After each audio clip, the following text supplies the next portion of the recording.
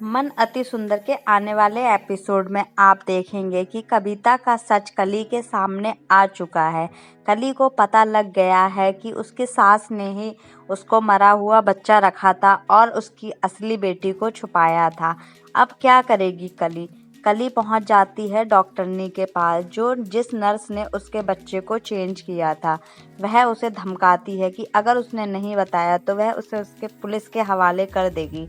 फिर डॉक्टर उसको सारी सच्चाई बताती है कि कैसे तुम्हारी सास ने मुझे पैसे के लालच देकर बच्चा चेंज करने के लिए कहा था और उन्होंने मुझे हर साल पैसे देने की बात कही थी, जिससे मैंने 1 साल तक उस बच्ची का ख्याल रखा। उसके बाद उन्होंने पैसे देना बंद कर दिया, इसलिए मैंने उस बच्ची को अनाथालय में छोड़ दिया। कली उससे पूरा सच जानना चाहती थी कि उसने उस बच्ची का क्या किया, बच्ची कहाँ है और अभी किसके पास है। तभी डॉक्टर बताती है कि वह बच्ची तुम्हारे ही घर में है। तभी नर्स कहती है कि इस बारे में आप प्लीज़ पुलिस को कुछ मत बताना, वरना मेरा परिवार का क्या होगा। तभी कली घर आती है और अपनी सास को बड़ा गुस्से में देखती है।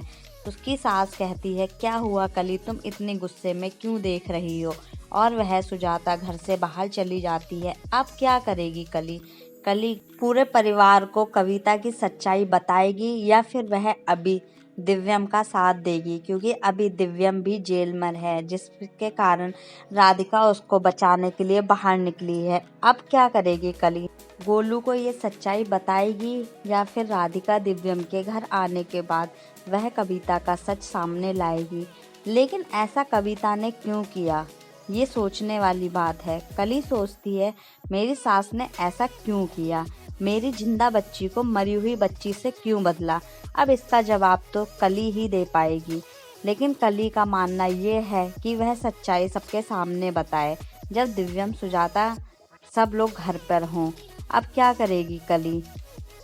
कली को ये भी डर है, क्या उसकी सास इस बात को मानेगी या फिर कभी कली को गवार कली कहकर फिर से एक नाकामयाब लड़की मान लेगी। अब क्या होगा, आप देखते रहिए आगे एपिसोड में।